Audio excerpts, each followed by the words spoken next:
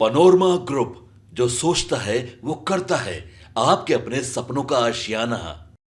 कांग्रेस नेता की बेटी के खिलाफ ईडी ने बड़ी कार्रवाई की है। उनकी करोड़ों की संपत्ति जब्त कर ली गई है। इस खबर में हम आपको बताते हैं कि किसकी बात कर रहे हैं। नमस्कार, आप देख रहे हैं सिटी पोस्ट लाइव। मैं हूं आपके साथ वैष्णवी। ईडी ने कांग्रेस नेता की बेटी के खिलाफ बड़ी कार्रवाई की है। किसी और नहीं बल्कि हम एक्ट्रेस नेहा शर्मा की बात करें।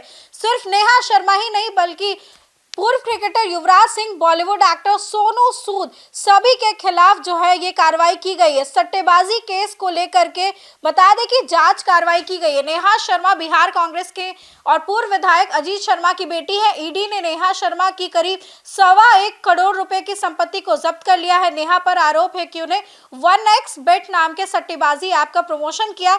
इसके बदले मिलने वाली रकम को मनी लॉन्ड्रिंग के जरिए लिया गया। सूत्रों के अनुसार फेडरल प्रॉब एजेंसी ने prevention of money laundering act के तहत अंतरिम आदेश जारी किया था, जिसके बाद ये बड़ा एक्शन लिया गया।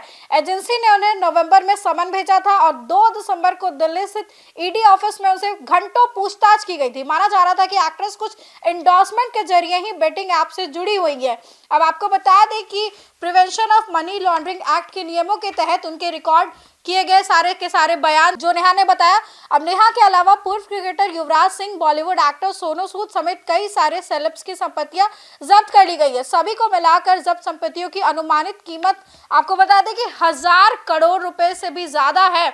1xBet साइप्रस की एक ऑनलाइन बेटिंग कंपनी 2007 की है। ये दुनिया भर में खेल आयोजनों पर सट्टा लगाने की सुविधा करती है, यानी कि अगर क्रिकेट कहीं चल रहा है तो आप उस पर सट्टा लगा सकते हैं। कंपनी खुद को वैश्विक स्तर पर मान्यता हासिल बताती है। इसका ऐप और वेबसाइट 70 भाषाओं में उपलब्ध है और भारत में यह प्लेटफॉर्म पूरी तरीके से प्रतिबंधित है। यह जांच अवैध बेटिंग ऐप से जुड़ी हुई है। कंपनी पर आरोप है कि उसने लोगों और निवेशकों से करोड़ों रुपए की ठगी की है और बड़े पैमाने पर टैक्स की चोरी भी की है।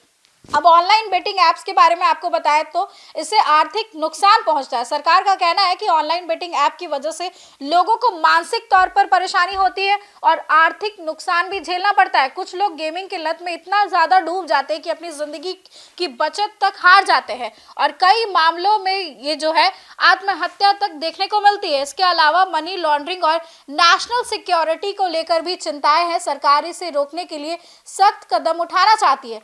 मंत्री अश्विनी वैष्णव ने संसद में मॉनसून सत्र में कहा था कि ऑनलाइन मनी गेम्स से समाज एक बड़ी समस्या पैदा हो रही है। समाज में इनसे नशा बढ़ रहा है, परिवारों की बचत खत्म होती जा रही है। अनुमान है कि करीब 45 करोड़ लोग इससे प्रभावित हैं और मिडिल क्लास परिवार 20,000 करोड़ रुपए का नुकसान उन्हें कुल मिलाकर के हुआ है। उन्होंने ये भी बताया कि विश्व स्वास्थ्य संगठन यानी कि WHO ने इसे गेमिंग डिसऑर्डर के रूप में मान्यता दिया है। नेहा शर्मा कांग्रेस के पूर्व विधायक अजीत शर्मा की बेटी हैं। उन्होंने बिहार विधानसभा चुनाव 2025 में अपने पिता के लिए प्रचार प्रसार भी किया था, लोगों से वोट भी मांगे थे। एक्ट्रेस ने अपने पिता के लिए रोड शो भी किया था। हजारों की संख्या में भीड़ भी देखने को मिली थी। इस दौरान नेहा शर्मा ओपन जीप में सवार होकर मतदाताओं को अभिवादन स्वीकार कर रही थी। उन्होंने अपने पिता और महागठबंधन के प्रत्याशी अजीत शर्मा को भारी मतों से जिताने की अपील भी की थी। लेकिन बिहार विधानसभा चुनाव के बाद कांग्रेस का क्या हाल हुआ सबने देखा।